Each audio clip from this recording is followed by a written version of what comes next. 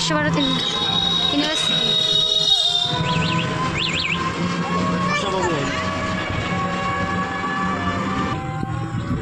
এখানে শান্তিনিকেতনে মেলা হয়, মেলার মাঠ। শালবাগান, ডিয়ার পার্ক, বাংলাদেশ ভবন।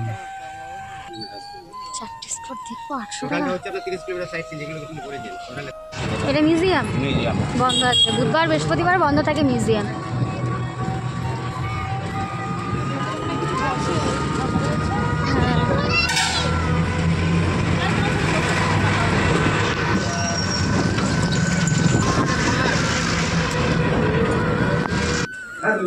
ডাল আলু পোস্ত, এটা সবজি দিয়েছে, বেগুনি, সোনার আমলেট, এখানে আছে মাছ।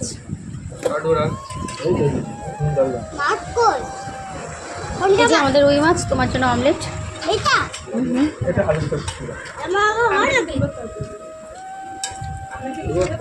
ডাল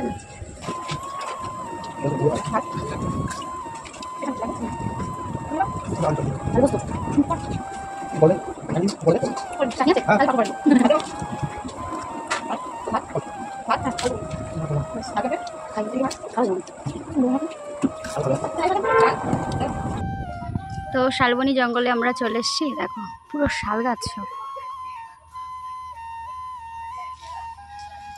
কিচ্ছুই নেই এখানে, শুধু ভিডিও করা, একটু গল্প করা।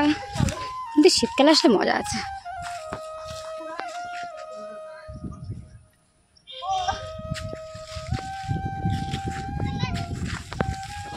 বাবা যেন ঘরে ঘরে হয় সবার। ছেলে প্যান্টটা ধুয়ে দিচ্ছে, কারণ আমার সোনাই এখন পটি করে ফেলে দিয়েছে প্যান্টের ভিতর, বলতে পারিনি, মানে একবার বলেছিল তখন করেনি। আর লাল জলে, লাল মাটির লাল জলে আমার সোনাই, কি দারুণ না লাল জল। তো এটা শালবনে, এটা মানে খাল টাল কি নদী ফদি হবে গেছে এখান দিয়ে।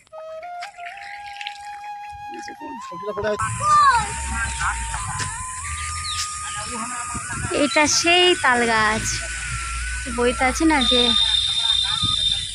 তাল গাছ ছাড়িয়ে পায়ে দাঁড়িয়েছে, বাড়ির ভিতর দিয়ে তাল গাছ। জায়গাটার নাম হচ্ছে তাল ধাগজ। ব্রহ্মা মন্দির, এই বাড়িতে ধ্যান করতেন বসে রবীন্দ্রনাথ। আচ্ছা হয় রবীন্দ্রনাথ ঠাকুর এখানে ধ্যান করতেন। হ্যাঁ, বাড়িটা হচ্ছে শান্তিনিকেতন গৃহবাড়ি, বাড়িটা শান্তিনিকেতন গৃহ বাড়িটার নাম। এটা হচ্ছে পুরনো মেলার মাঠ। পৌষ মেলাটা আগের দিন এখানে ছোট করে ওইখানে হতো, এখন ওখানে ওই মাঠে হয়। এটা মাঠ না, এটা এক পৌষ মেলার মাঠ। ছাতিমতলা, ছাতিমতলা বলছি। কি দারুণ ভিতরে ভিউটা, অনেকটা ভিতরে ঢোকা অ্যালাও নেই।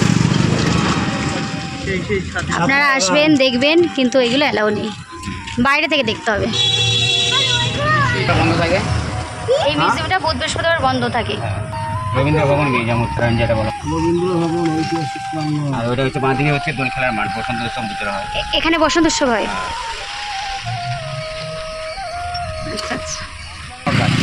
তিন পাহাড়ি বট গাছ।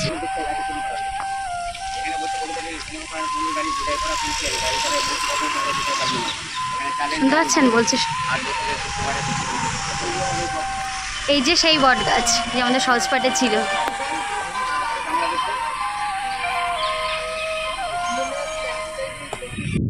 রূপা সোমনাথ পেয়েছিল দীঘায় গিয়ে একটা তাল, তুই পেলি শান্তিনিকেতনে এসে একটা তাল। বাহ, ওই দেখো বাপ্পাটা তাল পেয়েছে। যে কাছে নিচে ক্লাস হয় বলে সেটা কি? এইটা আনন্দ পাঠশালা।